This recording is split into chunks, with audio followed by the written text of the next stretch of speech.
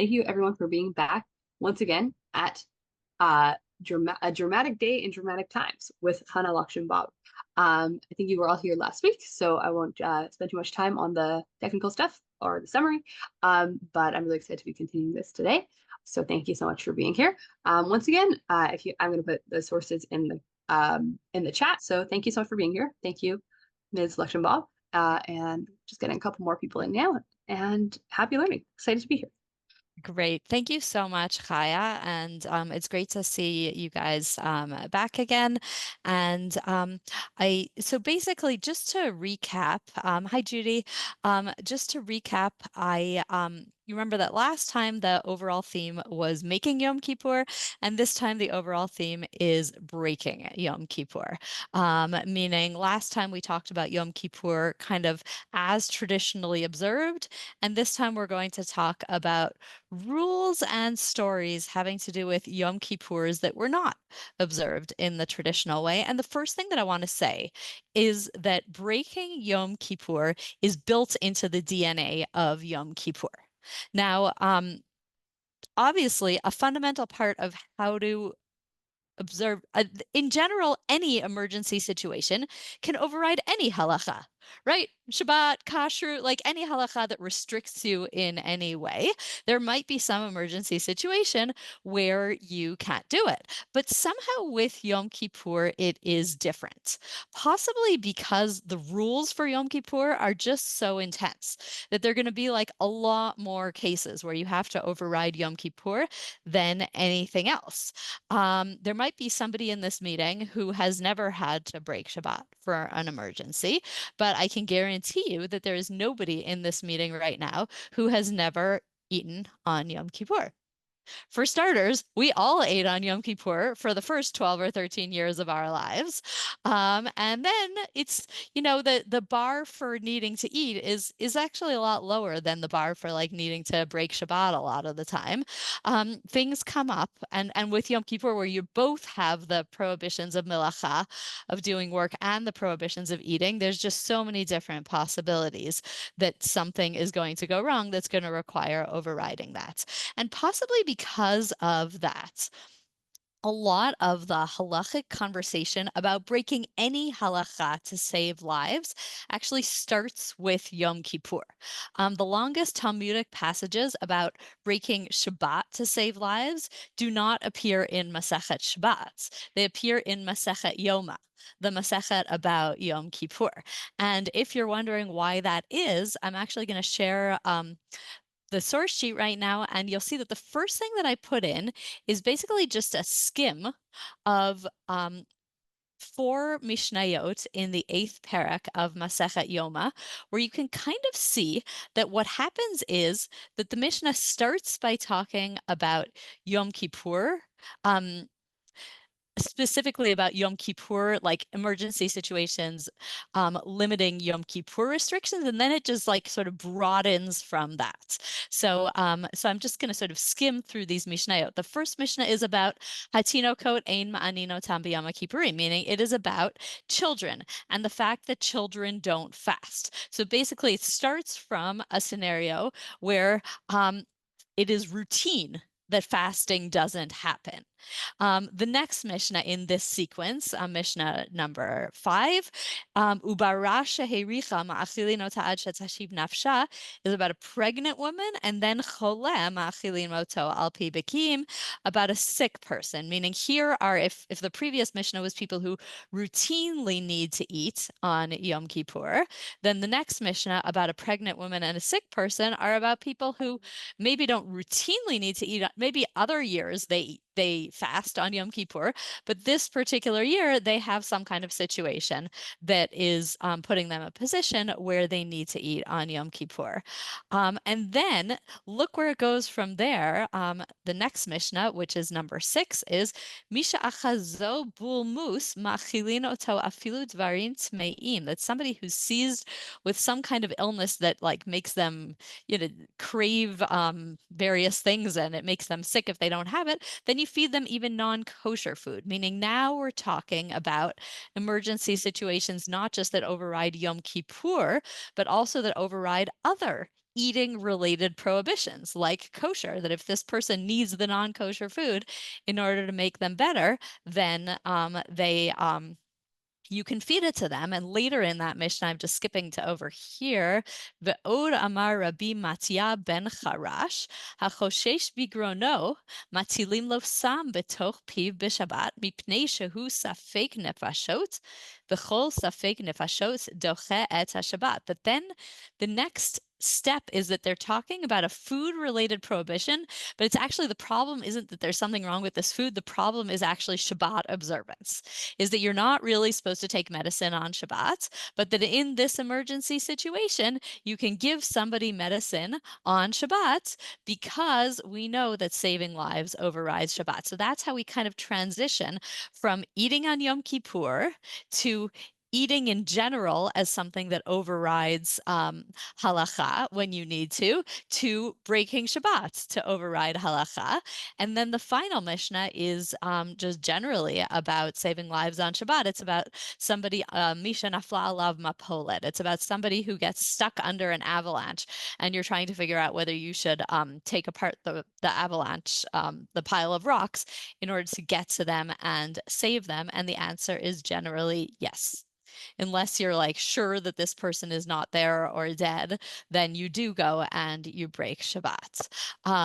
So you can see here that kind of the whole basis for any overriding of halacha for emergency situations kind of starts with the conversation about Yom Kippur.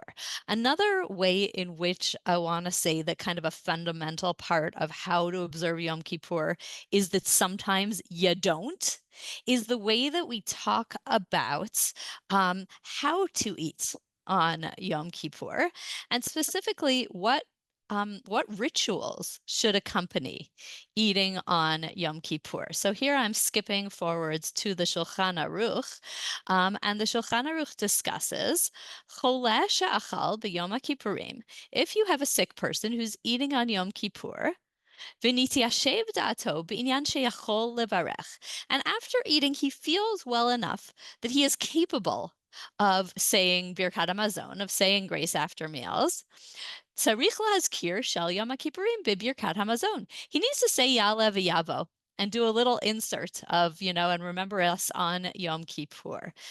She'omer Ya'aleh v'Yavo b'Bonei Yerushalayim. So you insert like the holiday insertion for Yom Kippur. I have birkonim in my house. I have bentras in my house that have that insertion, that like that when you look at Ya'aleh v'Yavo, there's the choice for holidays and there's the choice for Rosh Chodesh, and one of the choices is the insertion for Yom Kippur. Obviously, if you're able to fast, then you don't do that and you don't need to worry that you're not saying Ya'aleh v'Yavo. But if you do need to eat, then there actually is a ritual where you're supposed to recognize Yom Kippur as part of your eating. So that meaning that eating it's a part of your personal observance of Yom Kippur. The Mishnah Brura kind of tries to expand on this a little bit, and that's what we've got in the second box over here, where the Mishnah Brura says, "She'omer Ya'aleh v'Yavo, hatam kevan de behetera achal," that since when he was eating, he was allowed to eat, right?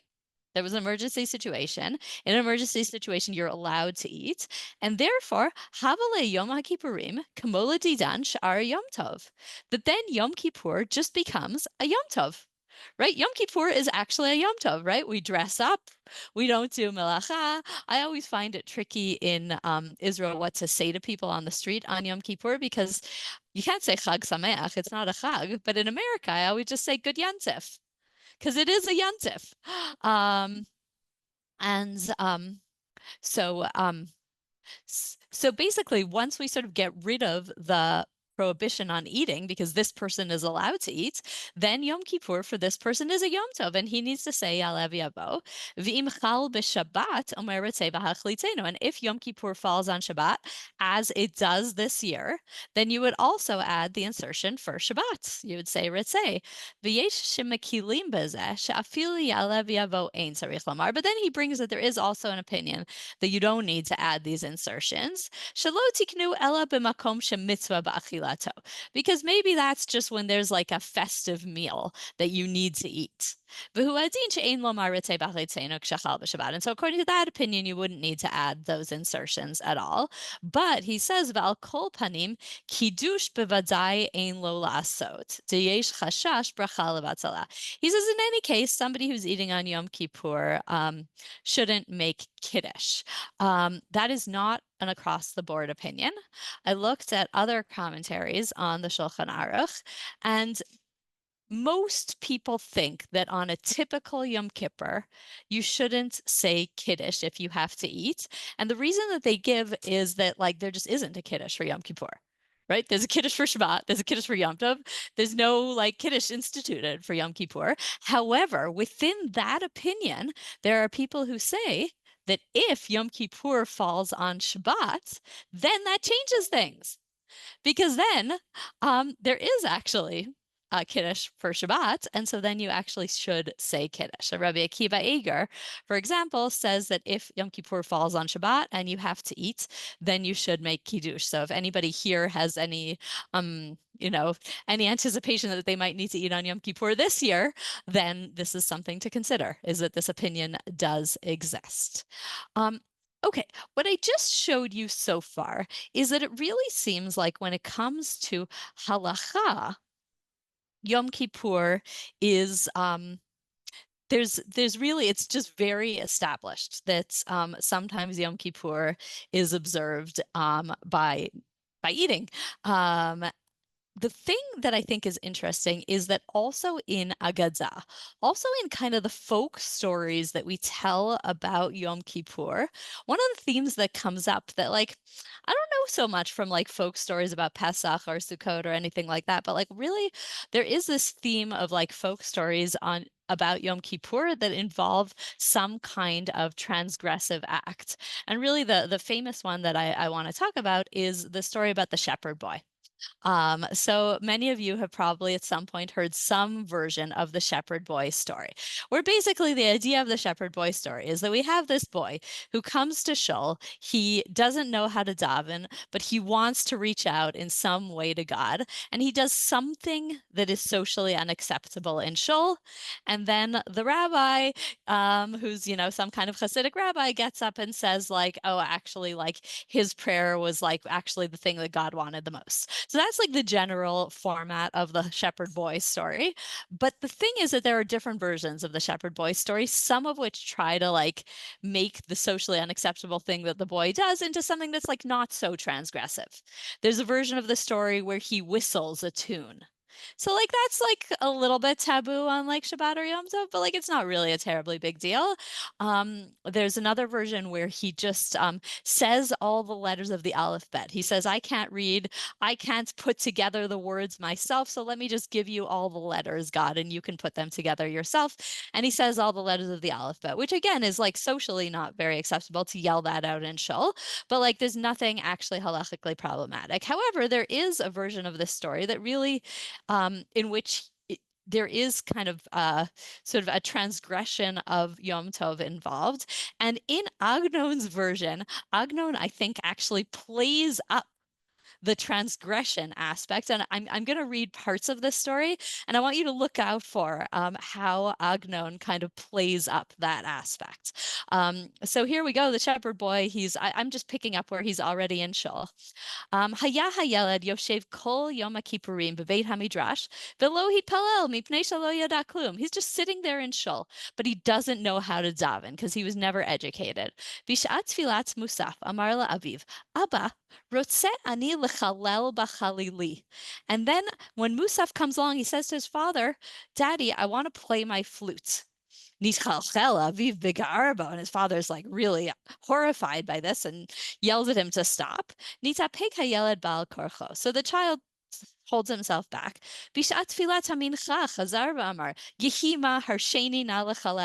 Please let me play my flute. כיוון שראה אביו של התינוק שהוא מבקש מאוד לחלל, אמר לו, היכן החליל? So the dad is like, where's the chalil? Heralo al kis bigdo, and he shows it where it is. Natal aviv shel hatinok et kis bigdo vehechzik biyado et hakisi ma'chalil. So the father kind of physically restrains him from being able to reach his flute. Kadesha lo yotzio v'yachalel bo. עמד והתפלל תפילת נעילה, כשידו מחזקת בכיס ובחליל, באמצע התפילה שמט הנער בחוזקה את החליל מתוך הכיס, ומיד אביו ונתן קול גדול בחליל עד שתמו כל השומעים. So the son basically like physically forces his father's hand off of this flute so that he can grab the flute and just blow this like loud noise on the flute, and everyone in the room is shocked. Do you notice what Agnon does in this telling that actually kind of plays up the transgressive aspect of this? The Khalil is Chilul. It's like Yes. The word lichalel, which is the correct verb for playing a chalil, but he keeps using that word, harsheni lichalel, let me lichalel. And what we're thinking when we hear that word is not just lichalel to play the chalil, but also lichalel to desecrate. And that is, and so he's really kind of playing up this aspect. And then I thought even when he said nit chalchal. Nit Chalchal also playing with it. And then also in the ending, he also plays with the word here. Kevan sheshama habesht et hakol, right? When the Baal Shem Tov hears this, kitzer mikfi hergelo, he like finishes up his own davening quickly. And achara tefila amar tinok ze bekol chalilo hela kol tefilot vehakel me'alai, right? That this child's playing on the flute sort of raised up all of the prayers and sort of lessened my load. שתינוק זה אינו יודע כלום, ומאחר שכל היום הקדוש ראה ושמע תפילת ישראל, נתלקח בו ניצוץ קודשו כמו אש ממש. So this child, he was so ignorant, but he was just watching the prayers, and this like holy urge came within him. ואש תשוקתו בערה בו בכל פעם יותר ויותר, עד כלות נפשו ממש, right? And that he was just, he couldn't resist this urge of holiness. Uvachozek chukato chilel ba'amitut nikudat libo. So this is like another use of that word lechalel, but here the lechalel is kind of that he bore a hole kind of thing in his heart, and that was sort of the prayer that was accepted and beloved by God. So I wanted to bring this story because I think that that's kind of part of the backdrop of the way that we see Yom Kippur, is that we see Yom Kippur as a day that has very strict practices that we really do our best to observe, but we also see it as a day where there are other things going on also, and where sometimes even, and I think what this story suggests, is that sometimes even the breaking of Yom Kippur can actually, in certain circumstances, the breaking of the conventional rules might actually lead to some kind of higher kind of getting at the essence of Yom Kippur. And or if I could put it differently, that the essence of Yom Kippur is not its rules. The essence of Yom Kippur is something that is beyond the rules, and that a lot of times the rules actually are there to be broken. Okay, that's the theory part. Now I want to talk basically about two Yom Kippurs in which one of their defining features is that they were very different from the traditional expectations of what Yom Kippur is supposed to be. But each one of them was really kind of a very powerful and very memorable holy day. Okay. So the first one is the cholera epidemic of 1848. And this is what I'm bringing you here. You can see that the account of the cholera epidemic in 1848 that I'm bringing you is something that's written by somebody who was not born yet in 1848. So this isn't a recollection of it, but basically this was a story that was widely told of what happened in this shul in 1848.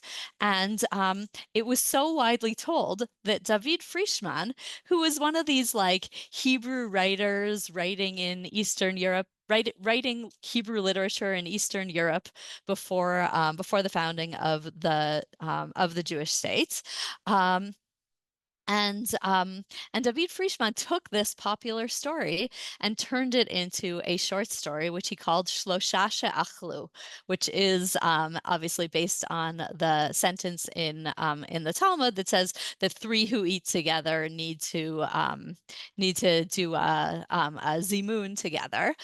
So he uses that phrase, and this is how he kind of tells this sort of this retelling of this popular story of what happened in 1848 in Rabbi Israel Salanter's shul.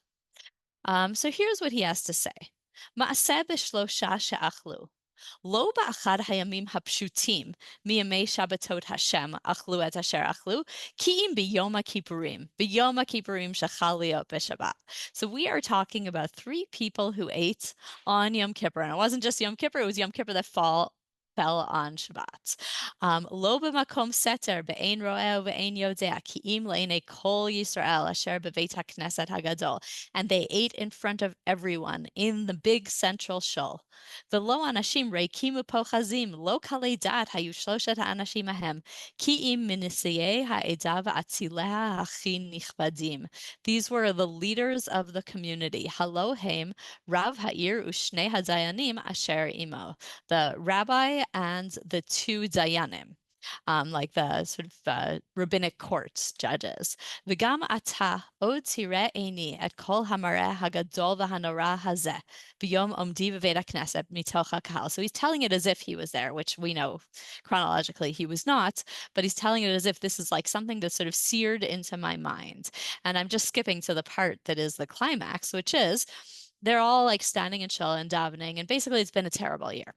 It's been a year in which like many people of the community have died from cholera, and in which they really just, they don't know what's going to happen next, and they're just in deep mourning and terrified.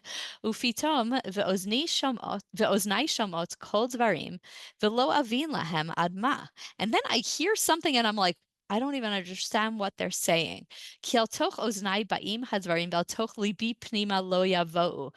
I can hear the words, but it's not making sense to me. And what they're saying is, al dat hamakom ve'al dat hakahal anu matirim le'chol v'lishtot hayom. Right, so that's a line that we say at the beginning of davening on Yom Kippur. The al dat hamakom ve'al dat hakahal anu matirim. We say lihitpalel im ha'avaryanim, that we're allowing. We're allowing people who are sinners to all pray together with us. But here they're using that same phrase to say we are permitting eating and drinking today. Now, I actually skipped a little bit in this particular spot. And actually the next thing that happens in the story is that the congregation starts protesting. And they're like, we can't eat. It's Yom Kippur. We're not going to do that. No way. But then what happens is, Bein ko vacho, v'hashamash mevi mi beit harav asher b'chatzer, kosot yain lekad Ve'ugot matzok tanot. And then in the middle of Shul on Yom Kippur, they bring out Kiddush. And they have Kiddush. They have wine and, cake or cookies or something like that. And he describes what this looks like. Va'ani im shanim harbe echyeh et hayom hahu ve'et hamar'eh hagadol v'hanora hazeh lo eshkach lanetzach. He says, I'm never going to forget what happened here. V'gam ata im eskor rega echad et afapei eini od ere otam lenegdi shlosha she'achlu. That I can just see them in my mind's eye, these three people, shlosha ro'ei Yisrael omdim al habima asher beveit hakneset v'heim ochlim le'enei Kol Yisrael b'Yom Kippurim. And there they are, standing on the bima of Shul, munching on their kiddush in front of all of the Jewish people on Yom Kippur. This is a very powerful scene. Let me ask you a question. We just read in the Shulchan Aruch and the Mishnah Berurah that you probably don't need to make kiddush on Yom Kippur if you eat. Why do you think that Rabbi Israel Salanter in his shul makes kiddush?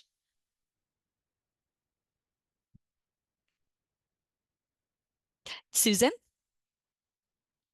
Well, I've done research Wait, about this. I can't hear you so well. Can you like talk closer to the microphone? Oh, okay. I've never. Yeah, that's better. Yeah. Well, thinking about my research about Jewish observance during more recent plagues, like this last one and Hmm. the Spanish flu, I would say it was a case of having the imprimatur of a religious authority, just making it absolutely clear that not only are you permitted to do this under these circumstances, you are supposed to do this. Yeah, I would even argue that this is basically an act of, I'm going to say, halakhic theater. That in order to kind of convey a message, which is this is the right thing to do right now, is to eat, that they get up there and they make kiddush, and that's just a way of putting that halachic imprimatur on the act. There is a second possible reason. The second possible reason is Frischman mentioned that Yom Kippur 1848 fell on Shabbat. So maybe they were just following the opinion of Rabbi Akiva Eger and others that said that you do make Kiddush when Yom Kippur falls on Shabbat. But there does seem to be something very theatric about what's going on here in order to convey a message. So when you have sort of folk stories about modern rabbis, then you also get to have the debunking of these stories. And in 1927, oh, yes, Judy. I just wanted to mention, I think a key word here is when he describes them as the three shepherds of Israel, Mm-hmm. because they are, that tells you that they are taking a leadership position and shepherding others along. They're caring for their flock. They're caring for their flock. I think it's a small word, but a very key word there. That's very nice. And I'm happy that you highlighted it because it actually connects it to the previous source that we read about the shepherd boy. Uh, so that's nice too. Yankov Mark writes a book in Yiddish, the Gedolim von unserer Zeit. I'm sorry about my Yiddish pronunciation, but basically Gedolim of our time. So it's a book where he sort of goes through biographies of rabbis. This is an English translation. And this is how he tells what happened. I would like to tell you about an event that is told about Rabbi Yisrael Salanter, that during a cholera epidemic, he made Kiddush on Yom Kippur in the great synagogue of Vilna. He did this to show the community that they should not fast, and he did this over the protests of the Dayanim of Vilna, which, by the way, is not what happened in the Frischman story. In the Frischman story, the Dayanim were right there with him, munching away on those cookies. This famous story has entered Jewish literature, so that's a reference to Frischman, and is presented as fact, right? Wait, somebody just messaged me that I'm not. Do people see my screen share?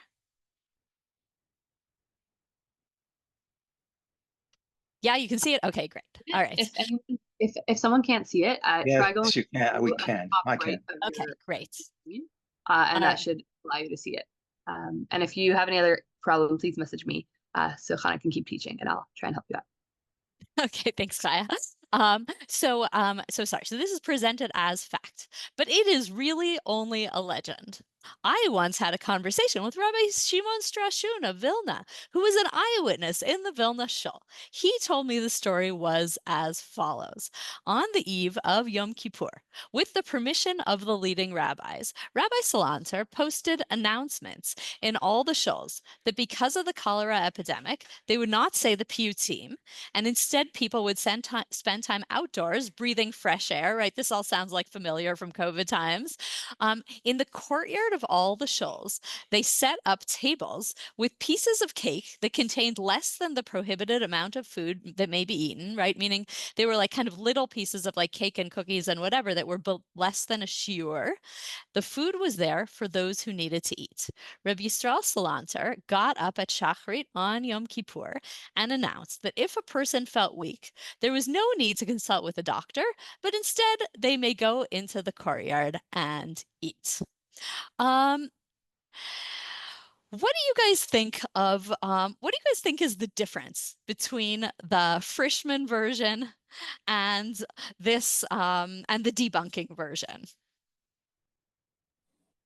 The debunking version means that no halacha was broken, because when you eat that little, you're not actually breaking your fast. So first of all, the rabbis aren't doing it, and we have all these other halakhic loopholes, we'll call them, or games that they play so that it's not broken, Yom Kippur. Interesting, meaning that this is kind of a different mechanism. That the mechanism in the previous one was in the freshman version was we're going to get up as the rabbis and we're going to show that this is a mitzvah. And the mechanism in the second one is we're going to show you how you can eat if you need to eat in a way that like you really don't need to worry about because it's not so halakhically problematic. So it's just giving them a different way to get to being able to eat on Yom Kippur. And in both of them, kind of this idea that like part of the job of the rabbi is to convince these people who might really feel like they can't eat on Yom Kippur that actually they can. And that in the one, the way to do that is that the rabbi gets up and eats in front of them. And in the other, the way to do that is that they say like, listen, the food is less than the prohibited amount. If you eat it, you're not really breaking halakha. So like giving them a different kind of out. The thing though that I really feel when I read these two sources is that the way that I feel like Mark is presenting this as, oh, come on, this wasn't as big a deal. It wasn't that big drama that everybody's talking about. It was this much less thing. But that in a lot of ways, the scene that Mark is describing is kind of more radical than the first one, than the Frischman version, because it's just completely empowering each person to kind of take their own action and make their own decision about it. It's giving this much higher level of autonomy than in the first one where like everybody's kind of just following along after the rabbi. And in this one, they're just, just leaving it to each individual, and each individual can make a judgment about what is going to work for them. Okay. So, all right. We can't talk about the history of Yom Kippur without talking about the Yom Kippur War. When I first planned this class, that was one of the main things on my mind. And what I sort of imagined without having a particular source in mind was I thought that I would look at halakhic writings about Yom Kippur. But it turned out that actually when you look at halakhic writings about the Yom Kippur War, there's not a lot about Yom Kippur. Because Yom Kippur was like the first day of the war. They were just like running around scrambling. There's a lot of halakhic writings in the Yom Kippur War about how to observe Sukkot, because that's already a few days later, and they kind of had their act together enough that they could talk to a rabbi and they could figure things out and stuff like that. Not a lot written about how to observe Yom Kippur. So instead, I ended up going in a direction of looking at sources that were more about kind of the meaning of the Yom Kippur War. So I'm going to start with something that was actually in an article in Tradition. The author, this Rabbi Rabinowitz, was a chaplain with the Israeli Air Force during the Yom Kippur War. And what he's telling here is it's kind of just a personal recollection of what that day was like. But it also kind of gets into these bigger questions. And this is very, very excerpted. Rabbi, why did it happen on Yom Kippur? The question was voiced by a young female trainee during one of my sessions at the officers' training school. What Jewish historical logic lies beneath the surface? Where in the map of the bewildering labyrinth of messianic times lies the key? The Jewish soul and consciousness were stirred in an unfathomable manner that relate to the essence of Jewish being. Why Yom Kippur? Now, obviously, the answer could be there's no reason, but the assumption here is that the starting point that he's coming to this with is the idea that like there's got to be something that we can kind of take with us from the fact that this happened on Yom Kippur. And now I'm skipping just to the part where he describes what that day was like. These descriptions sounded very familiar to me when I thought about what Simchat Torah was like in Israel this past year. So he just kind of brings it to life. Tradition has it that sincerely uttered prayers on Yom Kippur, uttered in an atmosphere of calm spirituality and detachment from worldly affairs, gather all the gabbled prayers of the year in their ascent to the throne of glory, right? That's what we think Yom Kippur is going to be. Alas, That was not to be. The morning service started on time, but that was about all. Every few minutes, someone called out, "Rabbi, we need technicians to load the hawks for transport." And so, in between prayers, I was busy persuading soldiers that they must leave the synagogue and go to their tasks. But it is Yom Kippur, that's what the soldiers would say. And then this is what he says to them: "This is the mitzvah of this Yom Kippur.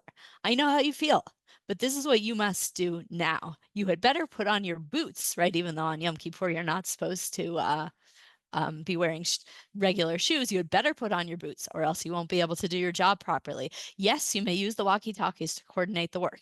You cannot smoke. You may not call your girlfriend to say goodbye. You may take your kit and fill in. So just this moment of, right, that's what was going on. There's not an organized halakhic tshuva. What there is this like, just like on the spot, okay, this.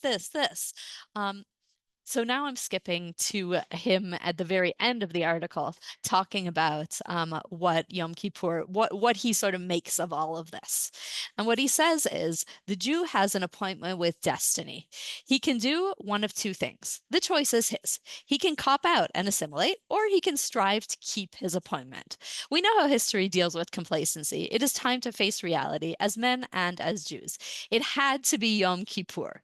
It could only have happened on Yom Kippur, because Yom Kippur is that moment in Jewish life when a man faces himself, when a people comes face to face with its being, with its past, and with its future. Meaning, really, the direction that he kind of takes this is he says that Yom Kippur is a day of reckoning, and that Yom Kippur is a day of reckoning for the individual, but that he sort of sees the Yom Kippur War as a day of reckoning for Israeli society. He personally takes it in the direction of Jewish identity, that he feels like there are a lot of Jews who've kind of left aside their Jewish identity, and that the Yom Kippur War is a reminder to embrace that Jewish identity. And in fact, that is actually historically what happens. The country did become overall more religious, and we're going to talk about that a little bit more in the wake of the Yom Kippur War. But I will mention also that there are other people who kind of took this idea of the Yom Kippur War as a reckoning more in the direction of kind of that the Yom Kippur War was a takedown from kind of the hubris that that Israel was feeling after kind of the euphoria of the Six-Day War. And that's kind of a different kind of reckoning that the Yom Kippur War sort of forced us to confront, that we weren't actually, impenetrable and stuff like that, which is definitely a good point, even if, as we know, it didn't last long enough. Okay. So the last couple of things that I want to point out about Yom Kippur have to do with one specific Yom Kippur prayer. And this is still about the Yom Kippur War, but I want to talk about the Yom Kippur War through the lens of one specific Yom Kippur prayer, which is Unetana Tokef. Unetana Tokef actually has its own dramatic origin story, which I did not include in this source sheet because the dramatic origin story of Unetana Tokef more focuses on Rosh Hashanah. But really, it's all related. So I will just quickly mention the dramatic origin story. Is you have this figure, Rabbi Amnon of Mainz, who's friends with this bishop, and the bishop suggests that Rabbi Amnon converts to Christianity. Rabbi Amnon says he'll think about it for a few days. Then he is consumed with guilt for having even suggested that he would consider converting. He refuses to go and even speak to the bishop. The bishop ends up torturing him very badly and really kind of amputating limbs and torturing him a lot, but he's still alive.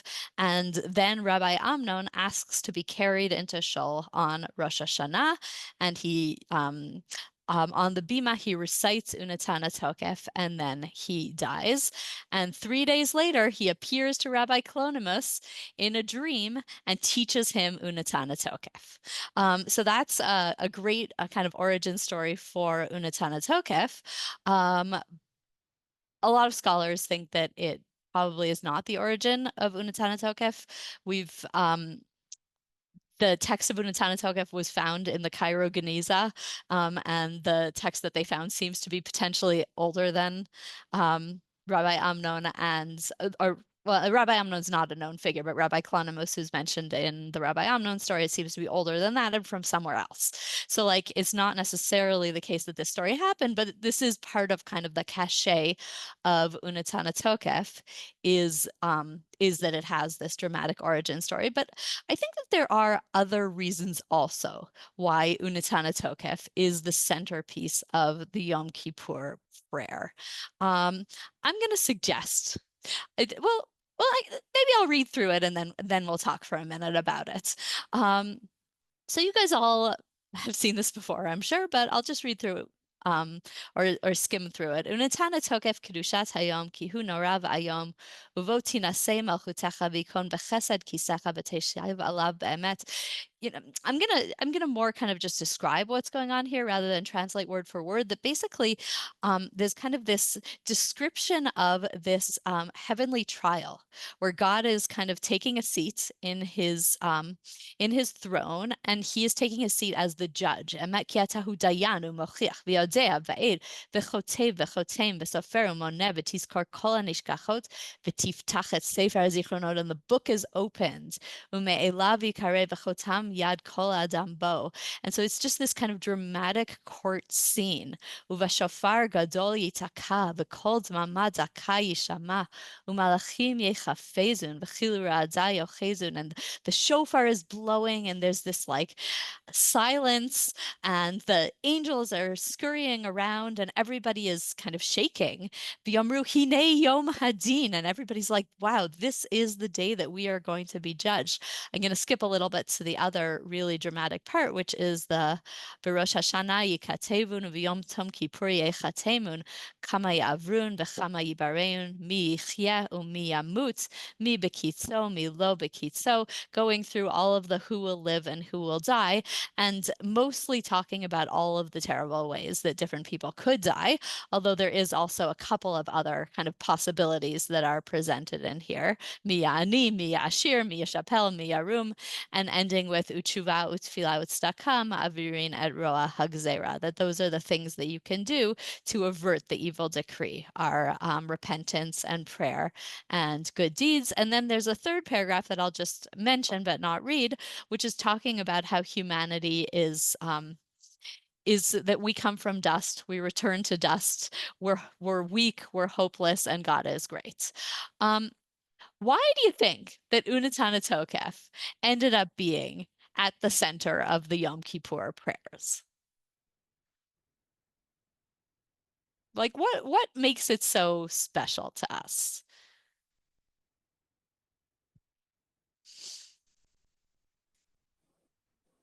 It kind of it summarizes everything about the day.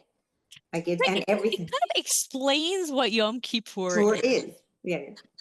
Right? That other things are usually much more specific, that they'll just talk about, like one particular aspect of God or aspect of judgment, and that this kind of tells like the story of Yom Kippur.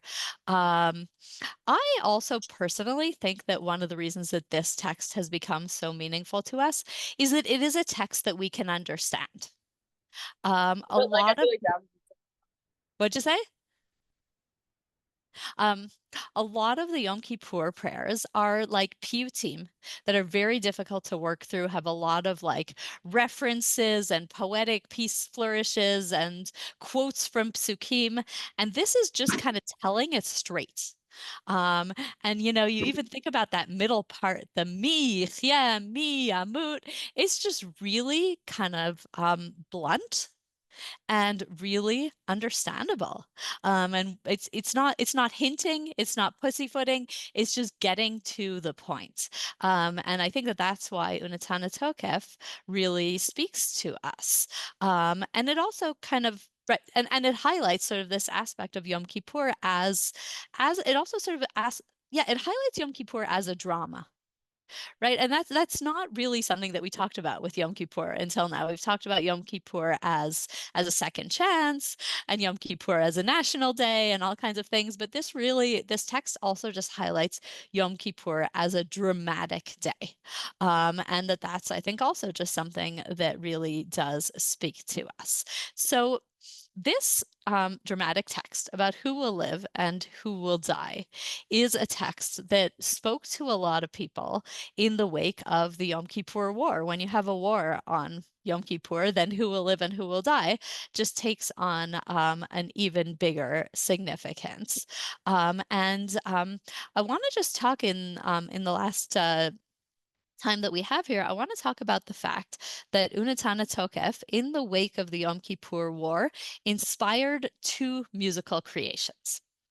The first one is, I'm just going to actually stop share for a second so that I can share something else, which is that one of like the really like cool and random stories about Yom Kippur, about the Yom Kippur War, is that one sec, let me just pull this up. Leonard Cohen, Jewish Canadian singer, songwriter, and poet, spent the Yom Kippur War in Israel. And when I say Israel, I mean Israel in the broadest sense. He was like in the Sinai Desert and like on, like really on the where the battles were taking place. And he spent this time there playing music for Israeli troops.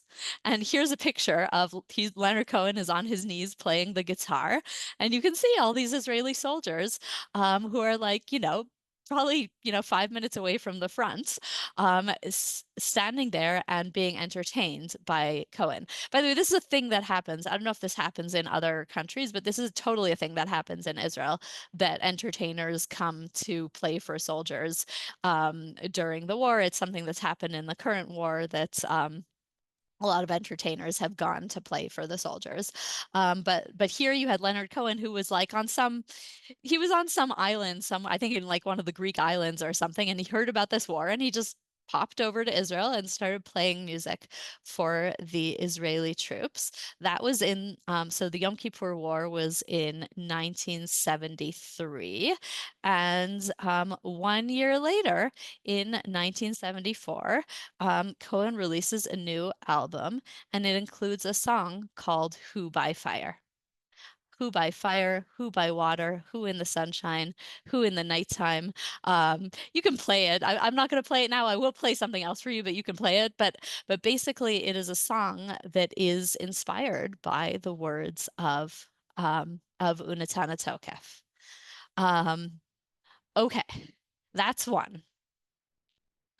The second one that I want to talk about is kind of has a backstory that I need to tell you. During the Yom Kippur War, one kibbutz here, I'm just going to take down the screen share for a minute. One kibbutz that was hit very hard with losses in the Yom Kippur War was a small kibbutz in the north of Israel called Kibbutz Beit Hashita. Over the course of these few weeks of battle, 11 soldiers just from that one kibbutz fell in battle. There's a documentary about this kibbutz, which I'm going to tell you a little bit more about in a couple of minutes.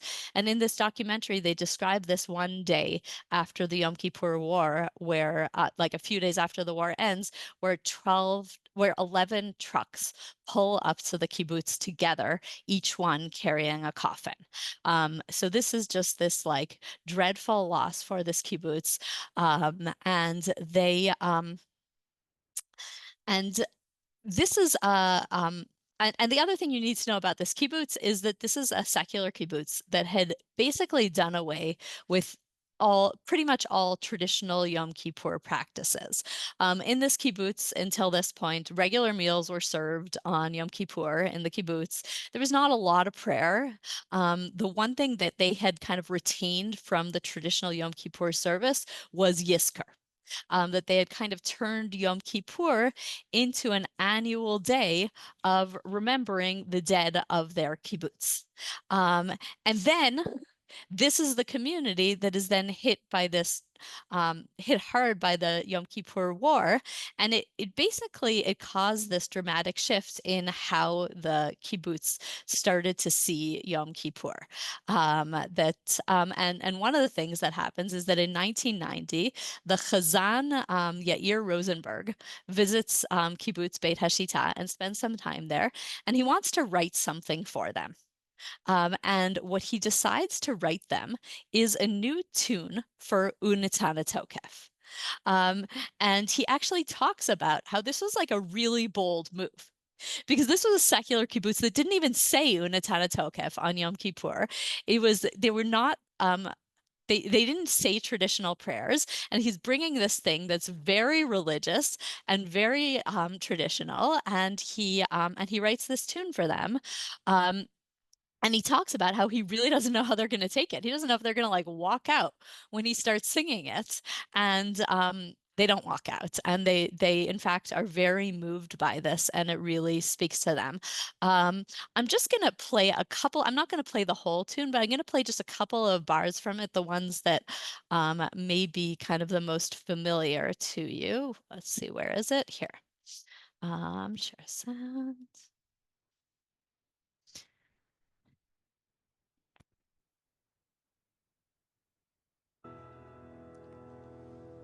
ובשופר גדול ייתקע, וקול דממה דקה יישמע, ומלאכים יחפזון, וחילו רעדה יוחזון. All right, is that familiar to people? Okay, so people who live in Israel know it. It is a tune that has now become kind of very par for the course in Israeli shuls on Rosh Hashanah, Yom Kippur.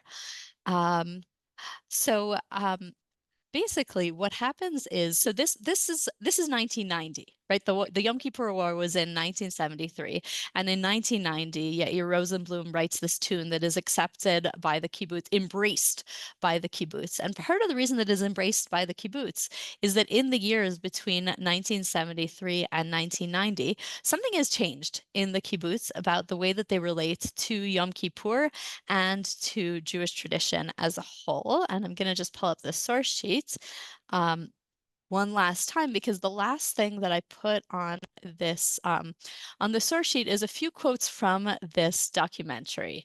So in 1991, a year after this tune was presented at Kibbutz Beit Hashita, somebody went to Beit Hashita, Yehuda Yaniv went to Beit Hashita and made a documentary film about the Yom Kippur War and about Kibbutz Beit Hashita as they sort of how they processed the Yom Kippur War and how they understood Yom Kippur in light of the Yom Kippur War. So this was in Hebrew, but for this, I feel like I'm just gonna go through just some of these just in English, just as I don't think that the exact words are as important as the ideas here. So there's just a few different kibbutz members. The first one says, I have two Yom Kippurs, the Yom Kippur when the war broke out, and there is the Yom Kippur that belongs to all of the Jewish people and goes through to all the generations. The Yom Kippur of the war, to me, was the end of an era and the beginning of a new era that, in my opinion, Beit Hashita and the state of Israel has not yet recovered from. And here's another guy who says Yom Kippur after the war is completely different from everything before the war. It doesn't just come down to the question of content, meaning what do we do this evening? I think that the public, definitely me, but also the public, after the Yom Kippur War, they are in. They come in their masses. Something happened to them.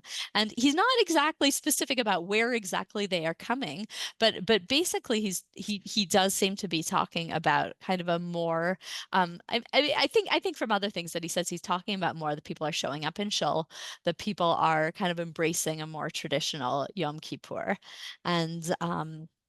And this guy, Aryeh Ben Gurion, who actually is like the keeper of the Jewish holiday archive in the kibbutz. This is like a cool thing that a lot of these kibbutzim have, where they sort of have these archives of how they observe the holidays. And he says, when the terrible war came, the war of survival, the Yom Kippur War, and 11 of our sons fell in battle, the power of it, the influence of it, the footsteps it left in our memory, the marks on our hearts, it took on an additional strength. Yom Kippur, which had been a religious day to which we had given the interpretation of memorializing the dead, became the day of the Zionist Yom Kippur War. To the religious interpretation of Yom Kippur was added an additional dimension of Zionist survival in the land and state of Israel. And really, I think that this guy is getting to a point that that I think a lot of people are sort of talking around, which is that the Yom Kippur War kind of brought Yom Kippur, made Yom Kippur relevant to a lot of people to whom it wasn't relevant beforehand. But part of the way that it did that was that it changed the character of Yom Kippur.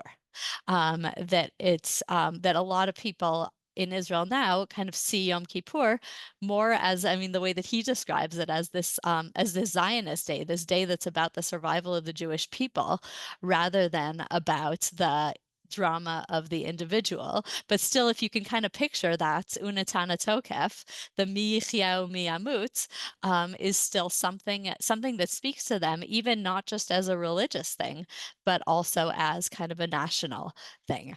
So that, and I think that really any of these kind of different observances of Yom Kippur kind of both they change us and they change the way that we understand Yom Kippur. But I also want to just think back to the two overall themes that we saw last week in the Torah's description of Yom Kippur.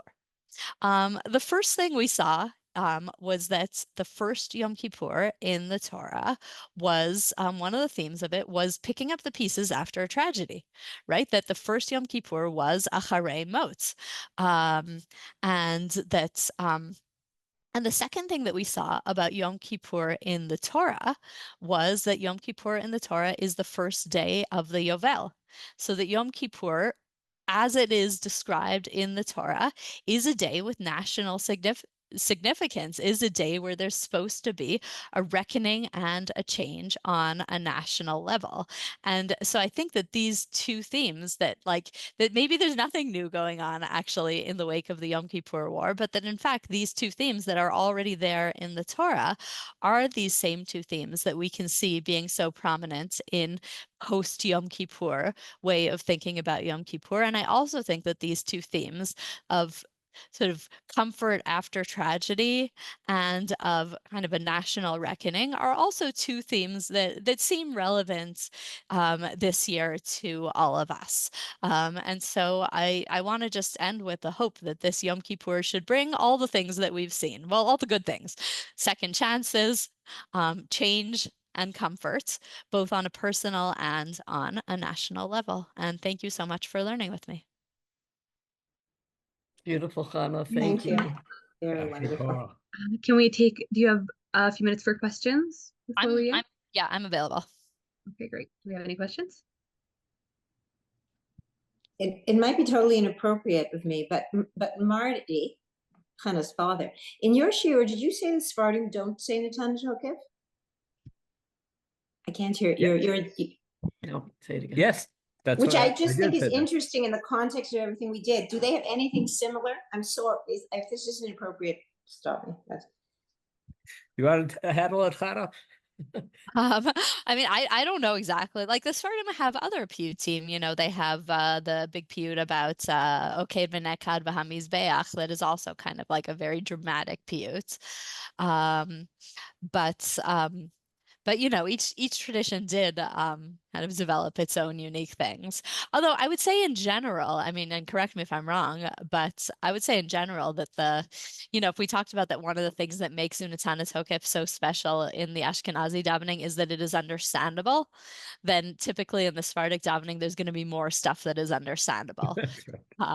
Yes. Oh, interesting. Yes. Yeah. Thank you. Thank you very, very much. Actually, that article I quoted from Rabbi Meir Soloveitchik, who's an Ashkenazi who now davens with the Sephardim, said that other things that are like Unatana Tokef are also missing in that whole kind of feeling of being at death's door or at judgment's door. That doesn't show up as often in the Sephardic. In Sephardic Interesting. liturgy. That's what he said. I'm not an expert in neither, but he is. Okay, well, thank you so much to everyone who joined us. Shana Tova, and thank you, Chana. Um, and of course, yeah, please stay safe. Chana, anyone else who's joining us from Israel, we're all thinking of you. And thank you so much for learning with us. And we have a lot of really exciting upcoming classes as part of our Elves Month. So we hope you'll join us with those. This Sunday, we are having our annual Judith and Stanley Rudolph Family Memorial Lecture. And Rabbi David Silver is going to be teaching on the topic of Psalms of Repentance at 10 a.m., as well as a lot of other really exciting El classes. And then we also have our After the Chagim fall classes have just opened for registration. So please check those out at drisha.org/classes. And yeah, may everyone have a Shana Tova. And thank you so much for learning with us. Shana Tova, everyone. Thank you. Shana Tova.